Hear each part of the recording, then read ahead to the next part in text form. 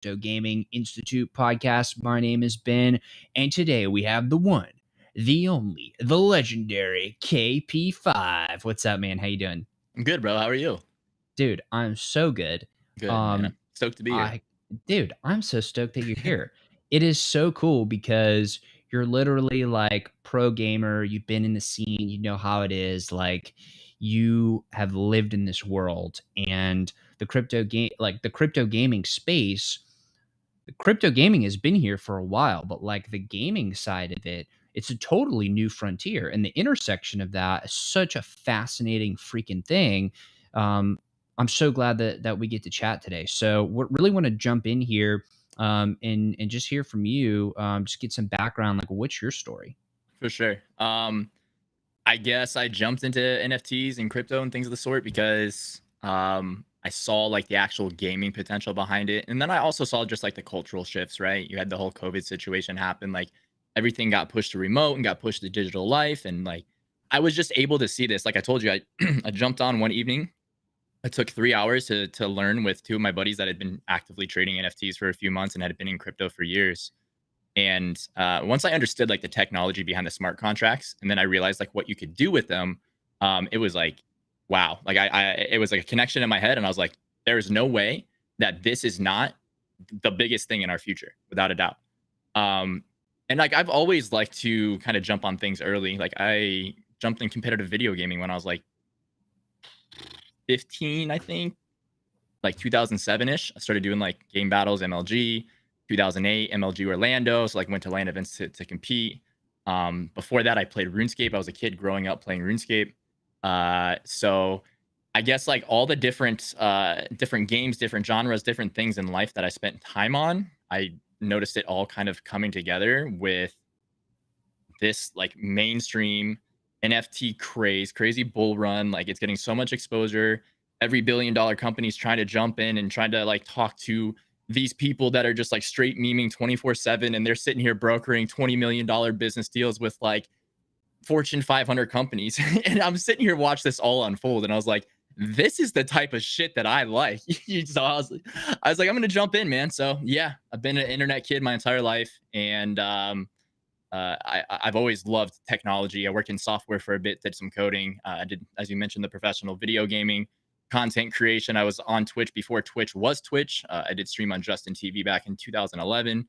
And then I got back into it in 2015. And then from 2015 up to probably like the last year and a half or so, I took Twitch streaming, gaming seriously, signed a tier one organization, Counter Logic Gaming. Shout out CLG. Super amazing organization, by the way. I played professionally in Fortnite, lived in Los Angeles, and did the full team house. I literally grew up watching YouTube, watching the phase guys, like saying like, that's going to be, that's awesome. Like I would love to do that. Right. Like everyone looks at that lifestyle and they're like, yo, that's cool, man. Like play video games, be professional, make money. Right. Like that's the dream. And then I got to that point, and it was definitely a crazy experience. I took a step back for a while just because I was kind of burnt from gaming and streaming, and I kind of needed to find something else that I could like put passion into or find a passion in. And then so when I stumbled upon NFTs and DeFi and then just crypto gaming, I was like, holy shit, here we are. Let's go. This is literally what I've been prepping for my entire life. Dude, I feel like that is such a powerful narrative that so many of us coming from gaming feel like. I mean, I know personally, I've been gaming since I was 6 years old. And like, I've been investing since I was 16, started businesses since I was 20. So, like, it feels like this is our moment. It feels like everything that has happened in the past has now led to this amazing thing in like crypto gaming. And it's like all of us kind of had this like light bulb go off all at the same time. So I'm curious, when it hit you, what part of it was so enticing? Like what part of the technology, what part of the smart contracts, what part of this thing was really like, oh shit, I'm all in. As soon as I realize all the use cases that the smart contracts would have, I think the main thing that clicked with me right away is this is a reason to invest into crypto now. Because in the past, people have just been following the bullish cycles and the bear cycles, and it's going up and down, and they're paying attention. They're maybe throwing $500 in on Coinbase or $1,000 on Coinbase. Mhm. But what do they get to do? They just get to watch crypto go up, or they get to watch it go down. They're not really in there trading. They're not understanding the market. They don't know why it's really going up. They don't even know the reason for the technology behind it. I was one of those people. Hey man, I messed around with cryptocurrency in 2017. Really still didn't even like understand the full like importance of the blockchain and like what it's accomplishing and what it's doing and cementing things in history, making things immutable. Like I wasn't aware of any of that, right? So when I came into NFTs, I saw the smart contracts. I used to work doing like database analytics in SQL. So I worked with that coding language, and I looked at numbers, and like I always had to find small little discrepancies in things. Like that was my job. So like looking at the NFT market, looking at small little bugs and exploits and contracts, or being able to follow major wallets, looking at Gary V or what his sister is doing or what his brother is doing. Like I was like, I looked at data and numbers all day long, and I was like, I get to put this together and like investigate it and then make money off of it. So like that was a turning point. The smart contracts and knowing that like there is no ceiling with code. You can literally do almost anything with code, and more people are actually starting to understand that. But then I just realized like the whole appeal of digital assets and the scarcity of those tokens, right? It's not necessarily the JPEG. It's about the message. It's about the community. It's about what they're trying to do. Different NFT projects, have different caveats. Whereas, you have the Bored Apes where they had a Bored Ape. They had really good aesthetic pictures, right? Like, and then they created one of the craziest movements in communities, and now they're like a hype beast brand that people want to be involved with. It's a flex. All the celebrities, all these people are in this tight knit club, and guess what? There's only ever going to be 10,000 of those spots available. There's people paying 250K, 300K a year for a yacht club or a country club. They never use once. There's stupid money to be thrown at this stuff, and there's a lot of people that have made a lot of internet money that they have nothing else better to do than throw it around and flex their digital ego. So like understanding like people's emotions and how they move with things and stuff like that too, I think is really important. And it makes you good with trading and like not getting attached to things and understanding like, hey man, I got to drop the emotions and like my attachment to this project or this community. Like, yes, it's been amazing, but there's a much better opportunity here, and I got to swing out or something, right? So many Totally. different turning points. Sorry, I'm just kind of going off about it. I love talking about this stuff. Me too. Me too. No, I'm glad. This is what we're here for, is to chat about it and just lay it all out there.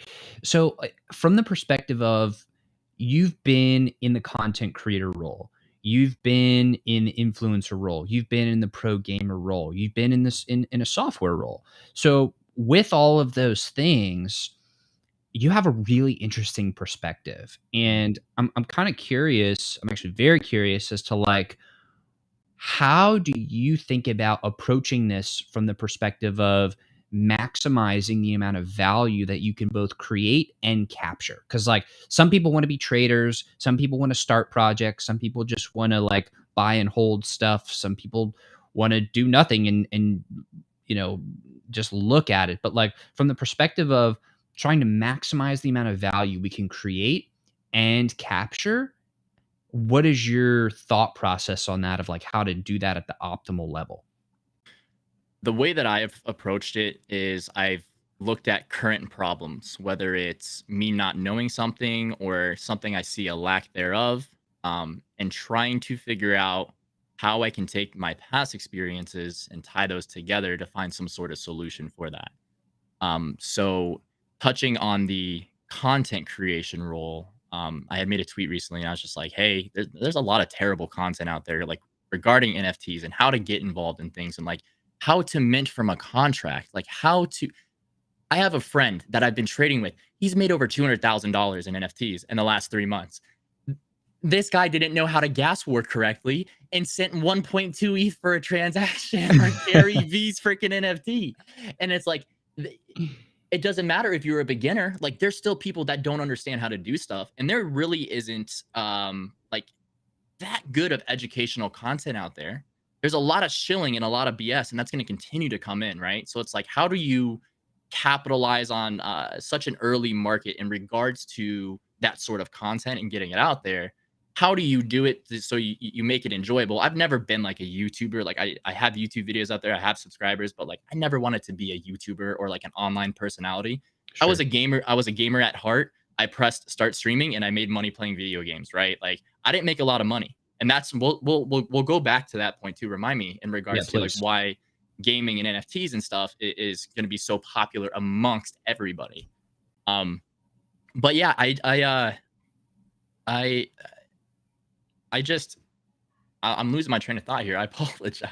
All good. We were talking about like there's not really a reliable source of information about Yes, how, and it seems like besides just a reliable source of information, information that's not just riddled with bias to the point where it's actually not usable for the average neutral consumer who's looking for just good, high quality, objective information.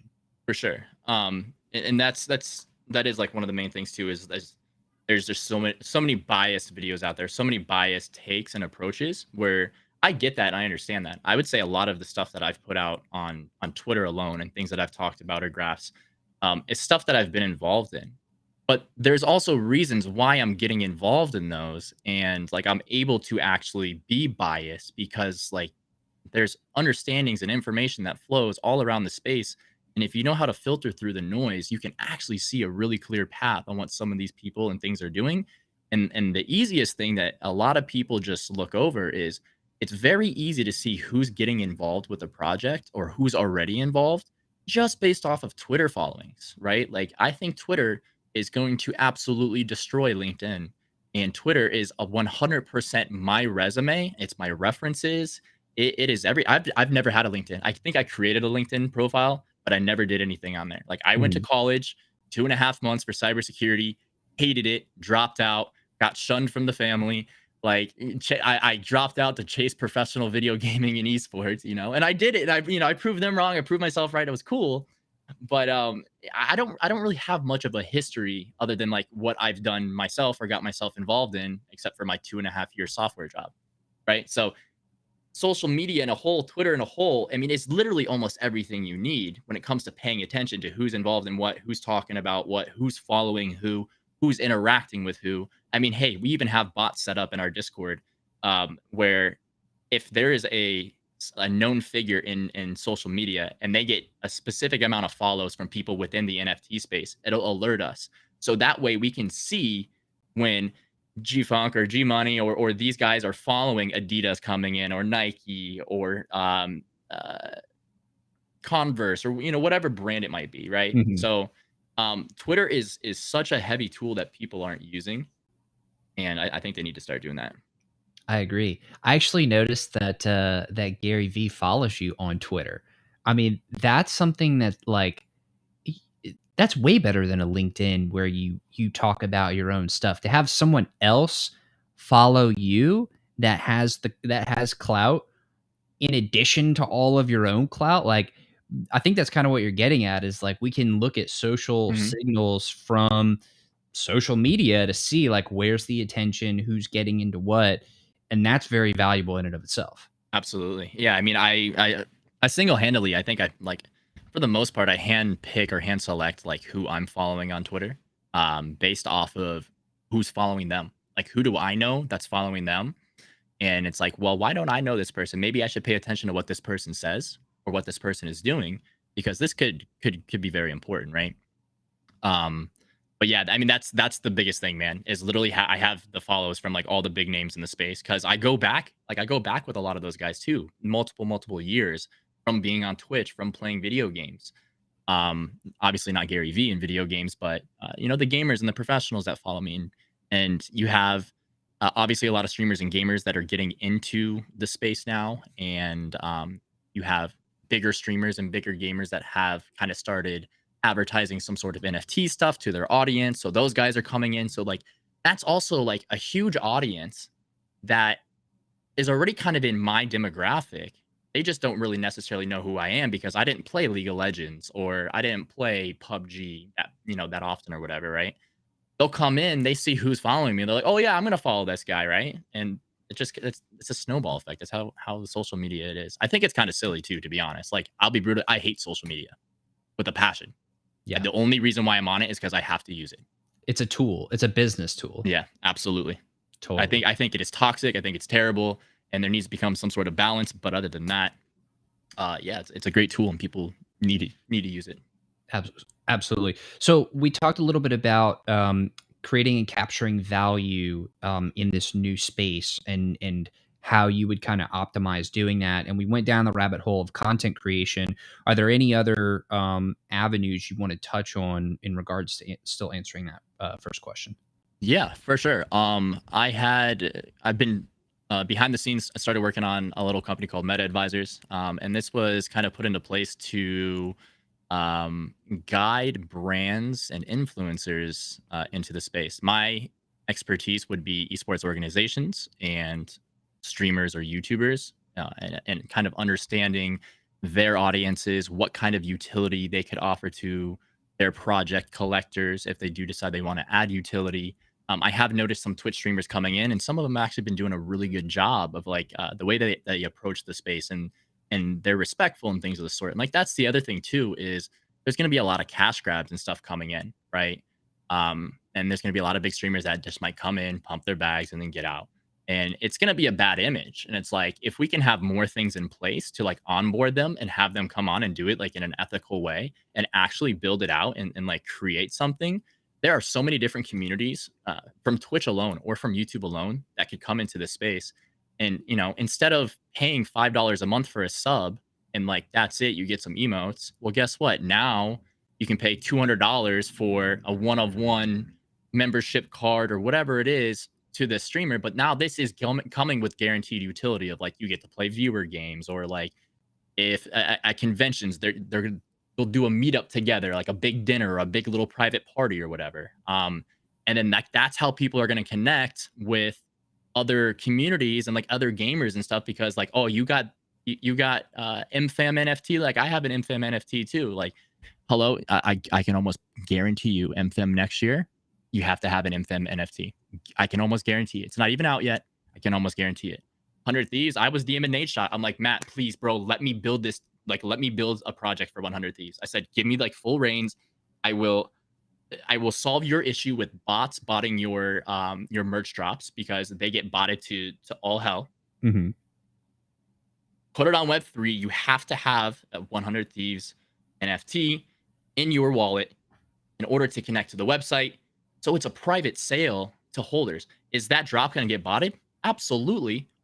Unless you know who to bring in to make sure it doesn't, right? Like, so having connections with like all those different things is like something that I really want to try to put to use long term. I think short term right now has been more so focusing on like some of the NFT games that I've been getting into and like actually trying to build up some value. So I have these guys producing me cash nonstop, so I can kind of like focus on things without like being stressed out and stuff, right? Totally. I think one of the things that is the most important there to realize from like a gamer's perspective, a viewer's perspective, especially somebody that's looking to like support creators and invest in people, is when you buy this stuff, like when you buy an NFT, it's not like a sub where like you pay money and then it just kind of like goes somewhere, Mhm. and and what you get back is like more of entertainment and enjoyment. When you buy an NFT, you're then holding something that has value Mhm. that can be I mean that then can be sold for greater value, right? So it's not just what you get from the initial investment and then being able to like use it or hold it and gain benefits from whoever you bought it from, but you can at some point then sell it again and make more money than you started with. So Yeah, that to me is a game changer. for sure. And I think like one of the easiest ways to put it into perspective for somebody is to take somebody like Nick Merckx or Ninja, like that have really broken above that threshold of just like, wow, those numbers are crazy. What they're doing is nuts. Like they're innovating, they're moving forward in this space. But think about it. What if you bought a Ninja NFT 4 years ago? You know, there was a 5K collection, Ninja NFT, one of one little stupid looking ninjas or whatever, right? But that granted you access to his Discord viewer games, like his brand as he grows and continues to go. You're like an early supporter, you're an early sponsor, sort of. So instead of like a label company coming in and taking 80% from the artist or whatever, like there are people that are crowdfunding, but they get to hold on to something for crowdfunding, and then they get to sell it, like you said, if it goes up in value. So imagine spending, 0.05 ETH for a Ninja NFT 4 years ago or whatever, right? With current prices, just think with current prices, right? 0.05 ETH was like nothing back then. But when Ninja blows up on Fortnite and goes to 120K, he was averaging like 150K concurrent viewers for like a month straight. Like that is almost unheard of. And that Right. was like 8, 10, 12-hour streams. That was crazy, by the way. But you don't think that 0.05 that you spent back for these 5,000, this guy has 80 million plus unique views a day, isn't gonna go for 50,000, 100,000? Like people want to flex. They're the biggest Ninja NFT holder, like whatever it might be. That it's 100%. And I think once Twitch streamers start realizing that and understanding that, I think is when we kind of see a lot more of them transition in.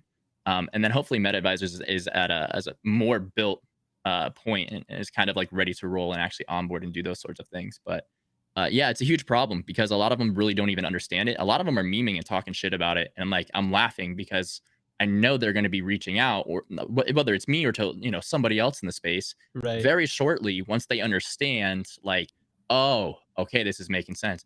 And the main thing that they don't understand yet either is they're not splitting their revenue 50-50. Twitch, fix your shit. Or if they're lucky enough to have the premium rate 70-30, like they'll get 100% of the funds, except for however much they have to pay for a dev and whatever else it might be, the team, right?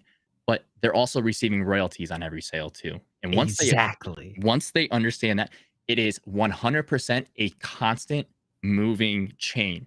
Because if they're producing and they're putting out good content, there are going to be people that want to buy into their project or want to sell it, and that's going to be continual flow of cash. That's your monthly subs or whatever. And the thing is like I said, once again, there's a lot of people out there with a lot of magic internet money that's worth a lot of money in fiat currency, and they have nothing better to do with it than go throw money at people that want to stream and play these crypto games and all buy their NFTs and become part of their families or their groups or their communities. And that's the thing. I'm not like, people are like, oh my God, crypto bear. And I'm like, oh my God, the best use case in the world for Ethereum is literally right here in front of our face. I was like, I don't think it's going anywhere, man. Like, I think we're gonna see some kind of bumpy roads, but I think this year is gonna be kind of freaking crazy for this space in general. It's gonna be nuts, Mm-hmm. because what I think people don't realize is the number of individual humans that are currently in crypto. We are the super ultra early adopters, Mm-hmm. right? We're not like day ones because, we got like 2013 people are day ones, 2009 people are day ones, but we're pretty freaking early. Like we're pretty freaking early, but there's no big money in this yet. Like if you look at crypto as a whole, it is maybe, as of the streaming of this, a $2 trillion asset class, Mm-hmm. right? That's a fart in the wind. Like that is nothing. The second that real money can come into the space, and by the way, it's being prevented by a lack of consistent regulation Mm-hmm. from governments. And they're going to take their time, and they're going to be fucking slow, but eventually they're going to figure it out, right? And once they do, and they give the green light to big money to enter this space, what do people think is going to happen at that point when the market goes from a $2 trillion asset class to a $100 trillion asset class? Like, what do you think is going to happen at that point? Why would you not be spending every waking moment trying to figure out how to create and be a part of this space and like sink your teeth into this as hard as you possibly can? Like, that's what I don't understand. Yeah, I mean that's like the right mindset to have. I think once you're able to get yourself in that mindset in this space, I think for longevity like reasons, like you're set and you're good. You understand kind of what needs to be done, the different flows of the markets and things of the sort. But it is also uber exciting too, just seeing the amount of innovation and growth. Shit, even in the last 3 months, people say 1 week in the NFT space is like 1 year in like a regular market, which in all honesty, it really is. Like that's Yeah. not an exaggeration at all. It is a 24/7 thing. It is sometimes 3 a.m. I'm getting a notification or a phone call saying, "Hey man, wake up. You got to join this Discord so you can get a whitelist or something," like it's like that, but I love it. I love it. Playing RuneScape my entire life taught me how to kind of manage funds and manage money, and like how to buy low, sell high, flipping digital goods. There was property, right? There was construction in RuneScape. There was the first ever unrevealed NFT. I'm still gonna say it: the Christmas cracker, December 25th, 2001. And if you're not aware of it, by the way, they just came out with on-chain Christmas crackers on the 20th anniversary on Christmas this past year. I made sure I Wow. minted 5. I don't think they're going to be worth anything right now, but I guarantee you in a few years, those are probably actually going to be worth some stuff, because I know if I have a shit ton of ETH and there's Christmas crackers that I can hold on to, or party hats, and they're on chain, I'm going to buy them. Like that's just, I'm a nerd at heart. And like, I don't care about magic internet money. Like, I'm going to go buy them because that's what I want. Um, Of course. I love it, man. The space is it is 24/7 though. So it can definitely be tiring. And, Totally. a lot of people are like burning themselves out, and I think it's smart to kind of dabble in multiple different things, right? Like I'm starting to learn like Solidity and like how to read contracts and how to find exploits, and I'm also jumping in trying to help projects before they release, testing on testnet, so I understand um, ways to go about it in a white hat and a black hat way, right? Like you have to be able to play both sides of the field in order to grow and progress. And at the same time too, like if you equip yourself with the skills in order to do that, and you're just interacting with an immutable contract on the blockchain, that's the other thing too. The whole decentralization thing is like, I don't think it's right to like fry projects that have like reentry exploits and stuff. PX Mythics just had this happen to him the other day, but I jumped in with like a Discord DM with them, and right away, like there was 8 different people working on stuff, moving stuff around. PX Mythics like bounced back like instantaneously. They knew exactly what to do. So big shout out to them. That was like really reassuring from an investor standpoint, but also going in as like a community member standpoint too, where it's like, okay, how are they going to handle this? Because I was going to test that contract on testnet, and then I had to go AFK, so I missed the test. And that was the single thing that I was going to try to test, was re-entering after minting on whitelist and minting more and being able just to print them out nonstop, right? Because I know the price is higher if I mint and sell, mint and sell. Hmm. I wasn't there to test it. Unfortunately, the next day, that's exactly what happened. But they bounced back, they killed it. But that comes from playing both sides of the fields and understanding how things work on this end and understanding how they work on this end, and like how can you bring those together to like create secure contracts going forward. Right? Like I'm not sure if you're familiar with Hassan. Do you know Hassan? Not yet. He sent a transaction. I think it was for like $500,000 on the Adidas drop, and or not Chef Bob .eth is what he goes by. And he wrote a contract that was able to interact with the Adidas contract, and was able to mint, transfer, mint, transfer, mint, transfer, mint, transfer, mint, transfer, mint, transfer nonstop for 330 of those Adidas tokens. Um, basically made like $600,000 in a matter of a couple minutes in coding up a contract.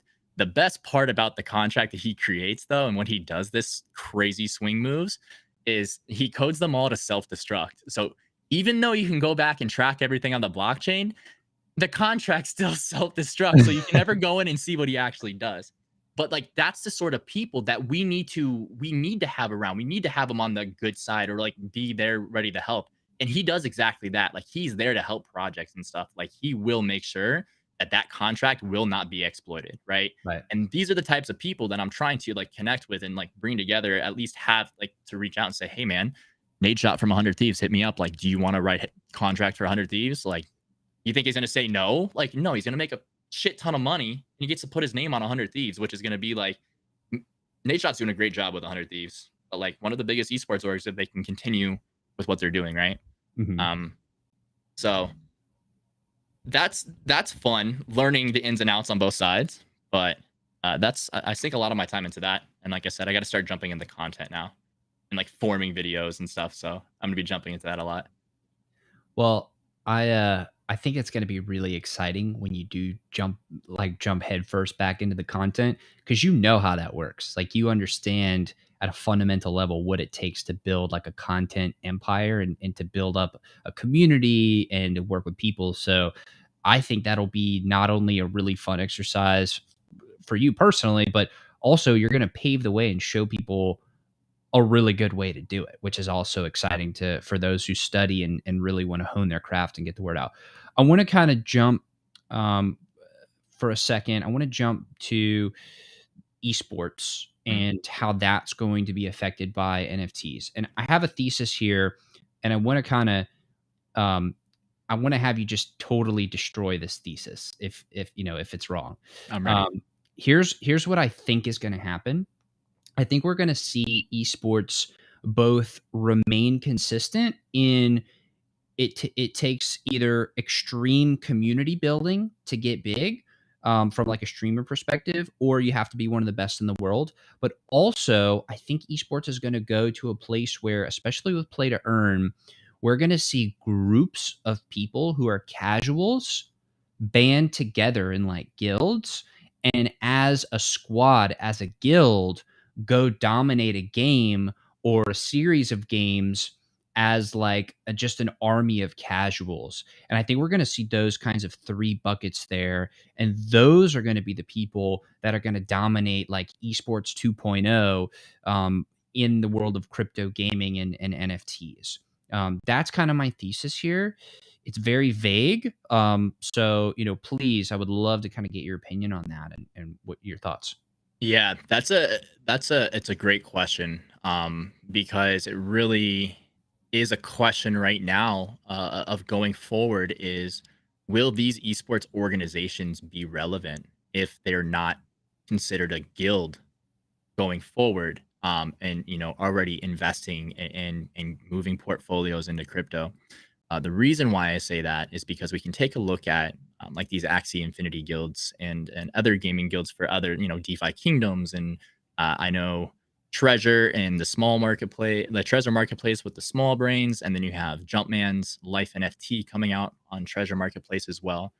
Um, you have all these different games and communities where guilds are going to come in and guilds are going to capitalize on the amount of money that's moving in here to where it's going to absolutely blow any sort of USD amount value that any of these organizations have ever seen before in their lives out of the water.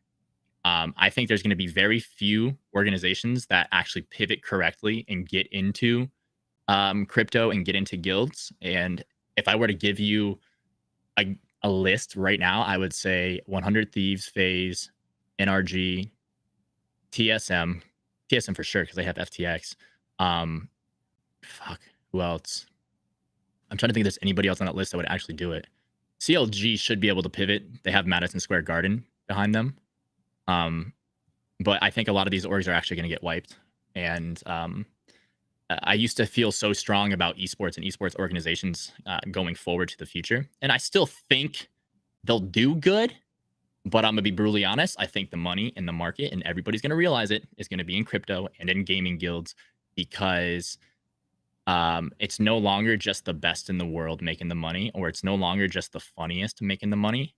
It's the introverted kids that never wanted to show their face on camera or never wanted to talk on a microphone or like thought they were too nerdy or too math, they would pay attention to math too much or they would work on like numbers and analyze things too much. Like they didn't have confidence in themselves to like do things or put themselves out there. Where like in crypto gaming, they can sit here, they can do this kind of like AFK gaming or, depending on which game you're playing, they don't have to put their face out there on the internet anymore. They don't have to put their voice out there on the internet anymore. They have their profile picture, their favorite NFT right now that's popping, PFP NFT, excuse me. And they have their wallet address, right? Like there are internet, social media, anonymous celebrities being created based off of their PFPs and their wallet addresses or their .eth names. And people are creating these pseudonymous profiles and they're able to be successful now, whereas they didn't have the opportunity to do that with YouTube or Twitch. They just didn't want to put themselves out there. And I think like the world really doesn't understand how much of a crazy digital shift we're going to have. And that shift is going to empower people that we never would have expected to come out with like life changing shit. And I'm excited for it. Like I'm all for the good guys having a chance at winning. I'm all for, the people like myself, man. Like I'm pretty introverted. Like I can talk to people and I can go to events and stuff, but I like to stay home and by myself in my room, like, and I love seeing people like that that were so lost in life and just felt like they were like nothing they were doing was really adding up or making sense, like all coming together now and actually understanding and like making it make sense, and they're building crazy shit every day. That's right. That's absolutely right. So for the people who they're starting to realize this and they're like, "Oh my god, I don't have to put like I can just have this random totally anonymous or as close to anonymous as you could be entity like this idea, this whatever it is. It's like this amorphous random thing out there that accrues ridiculous amount of real world value that Mhm. could be spent, that could be built, that could be used as like it's your brand, it's your own personal brand, but it doesn't have to be personal anymore, and you can earn with it, you could go do things with it. Like, Yeah. that's a miracle. It is. And you know what's funny too is like I think about those kind of things and how it's already been used in real life. And people are like, what do you mean? Like people haven't built brands anonymously in real life. And then you like look at Dead Mouse, although he's exposed his face and things of the sort. Or you look at Marshmello, right? Like Marshmello said like he wanted to become like a worldwide known DJ and popular DJ, but he didn't want anybody to know who he actually was. Like he just wanted to do it for the enjoyment and the love. Like he didn't want the money, he didn't want the fame or anything like that. And he did it there. He created Marshmello. Man, I still don't know what the freaking dude looks like, right? Like, like, yeah, it's crazy. But it's the truth. You have people like Seed Phrase. I think Seed Phrase is like a DJ now, and he has his crypto punk as like his mask, kind of like those DJs do. Like, bro, I've thought about it in a couple of years. Like, I love music and I want to get into making music and stuff. And I was like, if I do it, I'm 100% launching it anonymously, and I'm gonna have whatever popping NFT it is out. Like, bro, my orc, I'd put my orc on my head all day long. The orcs changed my freaking life. I'll put the orc on my head all day long, and I'll be orc 950 or DJ 950 or whatever, like. But yeah, watching people be able to be somebody without having to be somebody is super powerful. And after like going through the trials and tribulations of like content creation and relevancy and up and down and stuff like that, like I realized like I didn't really like being in the public eye that much, right? Like I liked kind of just staying true to myself and like, it was nice to have people respect me and it was nice to have people like want to do things with me, like whether it's collaborations or things of the sort. Like that made me feel good. I'm not gonna lie, right? And anybody likes that. Um, but like I didn't want to be like, and that was CLG. Like I didn't want to be all over the cameras and like doing content all the time. And like I just wanted to play video games, man. Like that's it. Right. And that's kind of like why I took a step back from CLG too, was I just wasn't a content driven person. I didn't want my face all over there. I just wanted to like play and let my gameplay do the talking. So, okay, this touches on the thing I wanted to talk about next, which is, do you think that with the optional, it's like you get to opt in with your face. You don't have to put it in there anymore. And if we remove our face, it's almost in a way allowing us to remove our ego from it. Do you think that when we're not like bound by social pressures of like, oh, if I do this thing and my face is attached to it and I mess up, then I'm fucked for the rest of my life. Like people have that fear. If because we're removing that, do you think that it's going to allow us to be more creative and more expressive and to just fully let it out there and be weird and let the crazy shit go on? And as a result of that, we're going to see like this explosion of creativity that we've never seen before. Cause that's what Mhm. I think is going to happen. For sure. Yeah. I mean, I've already started like an anonymous account and profile, right? Like I'm on there saying whatever the fuck I want to say whenever I want to say it. With like my main profile and stuff like that, like I do want to present a good image going forward, right? Professional, methodical. The things that I look into are actually not like are actually like good projects and innovative shit. And it's not like I'm being paid to shill shit. Like I've never been paid a single time for anything I've ever tweeted about in this space once. I've had multiple people ask me to promote.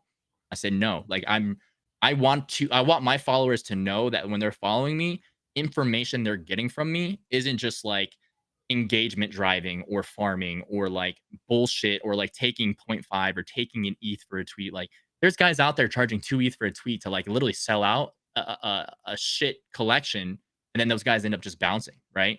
Right. And then it's left on the influencer, it's left on the person on Twitter, and it's like I don't want any of that to ever be on my name. So 100%, like being able to be anonymous and like kind of pull my ego out and just be like a normal person.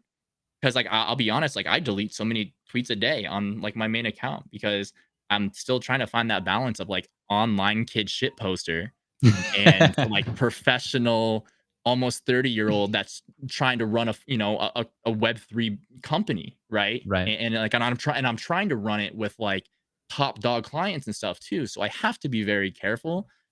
So yeah, being able to make an anonymous profile and still kind of be somebody, whether somebody wants to follow you for your information or the shit posting you do or the communities you're involved in.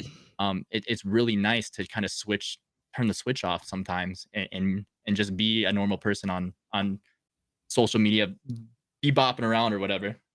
Oh yeah, absolutely. Absolutely. It is so much fun to feel like you have complete and total freedom. And of course, people are going to take it too far. Like, oh, obviously, we'll take it too far. We'll do stupid shit and I'm sure, it'll come back to bite somebody sometime and that just happens. Mhm. But I like the idea of just the complete and total freedom to do whatever you want to do and be whoever you want to be without having to worry about the repercussions of what people might then associate to your brand, because the brand is important. Like, it does matter. It's great to say, "Oh, I don't care about what people think about me," but like, is that really true? Does that actually Mhm. happen? It's hard to escape Yeah, that. it is. It is. And you had mentioned like branding with the image and kind of like that's what a lot of people have already done, right? Like you have these board apes that they created these brands for these board apes. They're getting signed to talent agencies, like they're in the Rolling Stones. Like there are people that are switching to one of their popular NFTs as like their alter ego or as like their pseudonymous like username, and they're able to live this life of kind of just fuck it, be creative. I'm no longer a software engineer that has 20 years of experience at Microsoft or whatever their title is. It's I'm shit poster on the internet with board 85562, or so they start giving them names and stuff, and they actually start kind of creating like a story and stuff behind it, and it allows people to express themselves. um and being that they have that profile picture, their expressions make a statement because they have status and they have importance. And we're going to continue to see that with other NFTs in the space as well, where obviously, I mean, look at Doodles. I still have the failed transaction, by the way. I canceled point 0.7 for 5 of those because I just didn't want to spend it at the time. Oh, that hurts. It's just like what 2 months ago, man. Like that's like that could have been in like 100 grand, literally 100 grand, and it's crazy to think about. But that just goes to show how quickly this space moves, Mhm. and there's always opportunities. There's always time. Don't FOMO into shit you don't know about. I didn't know anything about Doodles, and that was like one of my rules. Is I stuck to it. I don't know anything about this. I'm not going to FOMO into it. That's why I canceled the transaction. Although I'm proud of myself for sticking true to my trading routine, Still hurts. it Still still hurt. hurts to look at the prices now. But at the end of the day, I'm fulfilled with knowing that I made a decision, I stuck with it, and you know what? Sometimes you win, sometimes you lose, but I guarantee you that discipline will come in handy, right? Oh, yeah. And I'll get it back for that. I'm not worried about it. Like this space is going nowhere. Once I realize this space is only like as stupid as it sounds, but this space really could only really go up from where we're at right now. You know That's what I'm right. saying? Like, it's That's true. right. So I was like, hey, I'm good. I'm not worried about it, man. Totally. Absolutely. So I know we're getting kind of close to time here. And I mean, this has been so much fun. I feel like we could just chat for hours on this. I want to just kind of hit a couple of things. As you're coming from your background, such rich experiences you've come from. You told me earlier to remind you about the importance of NFTs when it comes to gamers and streamers and the importance of that. Let's hit that now and really dive into that. I think kind of, and please correct me if I'm off track here, but I think where you're kind of going with that is at some point gamers and streamers will all realize how important this stuff is. And there will be like a paradigm shift where it's not like, oh, maybe I should go check this out. Maybe I could start dabbling. Like, what is this thing to like, oh no, this is how you do it. But I would love to hear kind of your thoughts on that and what that rabbit hole you were starting to go down before. For sure. A few points. Number one, I'm gonna say crypto gaming, NFT gaming, GameFi, this entire world that they're trying to build out right now, will I think break the cool kids club or the popular kids in regards to content creators on Twitch, at least when it comes to live streaming. Because once you're kind of cemented at the top, you're kind of in there as long as you mingle with the same people nonstop. And no disrespect to any single person up there, they've all busted their ass to get there, and people do not understand the sacrifices those people have made in order to be in the position they're at. Right. Sure. However, at the same time, Twitch's discoverability is absolute dog shit. And I emphasize that because I've spent so many years on the platform, not because I was trying to become a millionaire and become rich, but just because I enjoyed freaking playing video games and streaming it to the world. And I was able to make a little bit of money here and there, and it was great. And it kept me afloat and, it kind of kept me from working a 9 to 5 because I would bartend on the sides and stuff. And it allowed me the time to really pursue like learning my end on my own, and gaming and just like chasing passions. Right. So I appreciated that. But I think it'll break that because the discoverability now is like who you are in the space in regards to like the moves you make, how you interact with people, how you treat with people, how you contribute to the actual growth of this space. And you don't necessarily need any sort of exposure promotions in order to do that, right? Like people will notice your good work and people will start catching on. It's very easy to notice good work in this space. At least it is right now. I'm sure it'll get harder as it becomes more and more saturated, just like anything in the world. Of course. But there's going to be a lot more people that actually have an opportunity to make a name for themselves that may not have had the time, a few months ago, a few years ago. A lot of these people, like, they started getting into Twitch 2017. I'd even say 2018. I bet they did like 2018, 2019, and then COVID hit. And then everyone's like, I'm a live streamer. Everyone from high school hit me up. Hey, man, how do I set this up? How do I do this? And I'm like, fuck you. I haven't talked to you in like 9 years. Shut up. And like, that's just how it is. I'm not trying to be an asshole, but that's truly how it is. Don't come run into people that, you treated like shit now that they're in the same thing we've been doing our entire life is now in demand, right? If you don't starve with me, you can't eat with me. Yeah. That's a good way of putting it. So people will be able to come forward with that lack of exposure, right? Another thing is majority of the esports contracts out there, even some of the tier 1 organizations that you guys are all familiar with, are absolute trash. Terrible. Majority of them 1099. So they don't even get benefits or anything of the sort like that. Shout out to Counterlogic Gaming, full-time employee, full benefits, paychecks, everything. And I was very blessed with that organization. But majority of them out there are terrible contracts. Like the reason why these guys make money is either tournament money or stream money, right? Mm-hmm. They're not really making money off their contract. Majority of these guys are living on like $1,000, $1,500 a month payments from these organizations. And people don't realize too that esports orgs run on like very low margins. Like they're not really profitable either. So it makes sense that they have to pay so low. But anyways, the point that I'm trying to get at is with NFT and crypto gaming and things of the sort, you get to now be paid for the time you're spending, right? You are accumulating in-game currency. You are accumulating in-game items. Those items no longer belong to the video game company that created them. They now belong to you because you spent the time to get them. And you can sell those as you go along and as you play, right? So when I spend $200 on Fortnite skins and I get 20,000 points in arena, I'm not getting a single V-Buck. I'm not getting anything, right? I'm not getting anything for my time at all. And I'm just throwing money at these people for all these crazy skins they're coming out with. Although the skins are dope, what good is that skin going to do for me when the game goes offline and is dead in 10 years or whatever it is, right? Exactly.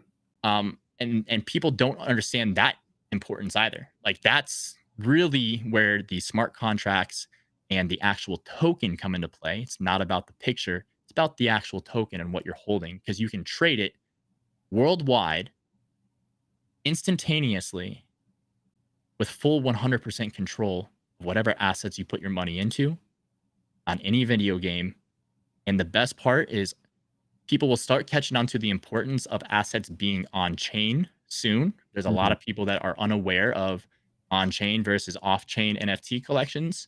I think when people start understanding that as well, but a good thing to bring up is EtherOrcs right now. They're the first like fully on chain MMO RPG. And I was a day one EtherOrc mentor, was there with all the boys. We suited up, we started playing the game, we created more EtherOrcs from staking on the blockchain, all that stuff. And we were really bullish on the devs and what they were trying to create, because we realized that this was so innovative. And this like what was a first of its kind. Like this is very like historical shit in regards to techie nerdy terms, right? Right. Um, but if EtherOrcs ever goes offline or development stops or they run out of funding or they run out of money, well, the community of 5,000, 7,000, 8,000 members, whatever, I promise you there's developers in there that will band together to bring their assets and the game back to life. And they can do it because everything is on chain and all the code for everything is open sourced, that the community can actually take over a project and bring it back to life and create other partnerships and things of the sort. Like if it dies, it still has a chance at coming back if people want to actually build and bring it back. For It example, lives on past the core team. absolutely. And I think the biggest or the best example I can use for that is RuneScape in 2006, 2007, old school RuneScape, right? They took old school RuneScape offline and transitioned into RuneScape 3. Completely different, like 3D model characters, just not RuneScape. Majority had left and quit the game. But what did they do? They started creating RuneScape private servers, and there were multiple different private servers popping up. I was playing RuneScape private servers because it was like old school RuneScape. I was playing that for years. And I would make money on the private servers. I would sell that money for real RuneScape 3 GP, and then I'd move the RuneScape 3 GP into Bitcoin and Bitcoin into USD. So I was playing RuneScape private servers to make money back in the day. And I'm just kidding. No, I wasn't. Real world trading was illegal. Never mind. But a community came together and they said, hey man, we missed this old game. We want to bring this back. But what they were doing was frowned upon because like that was Web 2. You're not allowed to do that in Web 2. You can't take open source stuff and make it your own or whatever. So But now it's all these, encouraged here. yeah, exactly. All these people that spent 10,000 hours on the game and you just take it away from them. It's like, what the fuck? I Right. paid $5 a month for the last 7 years and that's it. We're done. Okay. And that's why, I don't know if you know the reason, but one of the reasons Vitalik made started working on Ethereum was because of the World of Warcraft devs like absolutely torching his account or like some of his assets or whatever. And he was like, fuck this, I'm building the blockchain where that can never happen again. Well, thank God they did. I mean, I'm a Thank little God, glad. yo, shout out WoW devs that absolutely torched Vitalik's account. Thank you. That's hilarious. You know what I'm actually totally like unbelievably bullish on is this idea that I actually learned from the guys at the Forgotten Wizards Rune cult. Mhm. And they That game's gonna blow the fuck up, by the way. I'm so pissed that I missed that. Mhm. I already know the money that's involved and like what's in there. I Mhm. mm. So I actually mispronounced it. Forgotten Runes Wizards Cult. The guys behind it, one of the guys like the art guy who like wrote everything and is creating the legendarium is Elf. He's actually been on the show. Mhm. Dude's a genius, right? And he taught me something about lore not floor, where they have this idea of whoever holds the NFT, that is the wizard, their character essentially at the time, they can create their own lore that is attached to that NFT.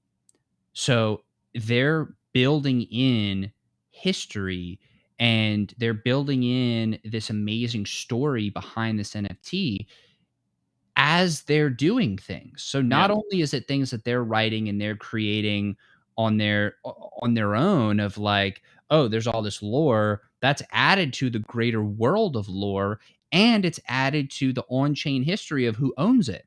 So Yep. imagine a world where you have like the top 500 players of a game, and they're like these legends of this game. Well, they may play with a skin in a game, and that skin may be one of 10,000, but this is skin number 974. And Mhm. that belonged to gamer XYZ, who is the top gamer, for 3 years, and then sold it to the number two gamer, who then became the number one. There's a history of all this. Yep. And that to me is going to be so unbelievably powerful and valuable as we go along. How do you see that playing in of like, it's not just the NFT, it's not just the scarcity, it's not just like the technology and the utility, but it's also the people and the history behind it. Oh, for sure. And I'm glad you brought that up. That's a huge point. Because I won a giveaway of a stoner cat from Gary V. Probably about like a month and a half ago or something. And he had sent it to me, and now that NFT has history of Gary V owning this NFT, and then Gary V giving it to me as like a gift, gifting That's it to right. me, right? Like that is forever on the blockchain. Gary V handing over ownership to me for free, or give like that's kind of status in itself. Of course. And it depends on what perspective you look at it, right? But in the NFT Web3 space, like that's a fucking status and a half, right? Like people are like, oh my god, bro, I had to sell it because I needed money for like moving liquid around, like just doing stuff, right? I needed liquid, Mhm. and I have yet to go back and get it, but I'm going to try and go back and buy it, and I really hope whoever bought it isn't an asshole and like tries to hold on to it. Like I'm like, bro, come on, bro, like let me get it back. But I'm chasing the history. And that's funny Mhm. too that you mention it, is because you're anybody in the world globally ever will be able to follow that one specific NFT, that one token out of the trillions of tokens that are out there, gazillion tokens out there. You can follow the history on that, and you can see Gary V give it to me. You can see me sell it to somebody else, and then you can see me come back in and buy the shit. And I guarantee you, I'm gonna have to pay more money for it too. Oh yeah. Oh yeah. you But know? but that's the beauty of it, is we can see that, and it adds a new dynamic. Like Yeah, that's I'm huge. I'm obsessed with the idea of like in-game history. Imagine if, let's say for RuneScape, right? Imagine you have two armies that are fighting each other. Like you go out into the PvP space, and I come BI more versus from Rot. WoW. Okay, PI okay. versus Rot. I got you. I'm following. Thank you. So two factions are battling it out, right? There should be NFT historical documentation of that battle, because that is a historically significant event that happened in the game, and the history of all the massive moments in games. That's fascinating. Oh yeah, That's absolutely. cool. That creates its own world. That makes it real. And NFTs are the way we do that. NFT documentation of history is how we do that. And so I'm waiting for games to realize we need like almost like in-game spectatorship that's going around, and like almost like an AI that's just looking for activity. And whenever there's activity, it like takes a snapshot and documents that and publishes that as an NFT, to where it's like this really, really cool historical documentation of the Yeah. game. Like, and this is just one use case that we're talking about now. That's like that's going to be a multi-billion-dollar project. I think uh, yes, I agree with you on that. There's somebody that's doing something kind of similar to that in regards to history on an NFT. I'm not sure if you're familiar with who Nate Alex is. No, but I'm going to become familiar. So he just released a project a few days ago called Chain Faces Arena, and it was a like 26K collection at like 0.069 to mint, and minted every single one of them out. He's a known figure in the NFT space. He's been around for a really long time. And the reason why everyone wanted to mint this collection is because Nate was taking an innovative approach and was pushing the boundaries a little bit more with what he's doing. He created a battle arena with these ASCII arts faces, and you could go in there, and there was a bounty of 669 ETH that he took from the mint proceeds, put it into the staking contract, and basically while you were there, it was like 15-minute rounds. So after however many blocks had been processed, a new round would start, and every round you had like a 0.17 to a 0.18% chance of dying. at any time you could choose to lose or to leave the arena for whatever bounty price it was at the time. So like 2 Wow. days ago, it was like 0.045. If you could have claimed 0.045 per an NFT that you owned in the battle arena. However, if that NFT died in the battle arena, it's gone forever. GG, rip your money. But at the same time, every round that you survive, you got a scar on your face. So there's multiple scars all over the face now. So you have this dude has lasted through 65 battles in the Chain Faces arena or something, right? Wow. And there's no way with number one, the amount of money he made, but and number two, just like his name in the space. And number three, by the way, I was just looking at it like an hour ago. He just sold his one of his alien doodles to Steve Aoki for a cool like $900,000. Oh my god. So I think this dude's gonna push it. So I had four of them. I put three of them in the arena. They're all dead now. So rip my money. Rip. But I did keep one because I'm like, there's got to be some use case because there's a shit ton of people that didn't put theirs into the arena, right? Because they're like, I don't want to lose this NFT that I paid for or whatever, which I understand. But he pushed it forward. He's been innovative, and so it kind of goes along with the history of the NFT and like being able to kind of follow along with what happens or what it's happened to it. Why does it look like this? Or who had ownership of this, right? And the RuneScape stage is like, imagine Zezima, right? Imagine getting like using Zezima's abyssal whip, or like to some people there's different importances, or like getting Zezima's blue party hat or something. Like Zezima once used to own that, now you own it, right? Like that's huge. That's the That's number one RuneScape badass. player in the world, Right. right? And the status symbol, and people love that. People eat that shit up, and Exactly. they're going to continue to do so as our lives continue to get more and more digitalized.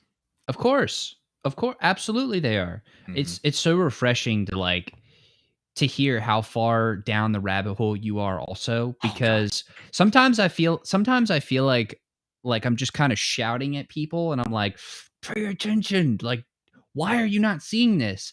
And then, every once in a while you come across people that do, and it's like, okay, you get it. Yeah. Cuz I know I'm not crazy. We're No, not crazy I here. feel crazy, but I'm sitting there shouting at the top of my lungs to all my family, all my friends. Hey, man! One of my best friends, he took my advice and he came in and started trading with me on Discord. He's got every single small brain product or NFT that's come out so far because I said get in this Discord and pay attention to that.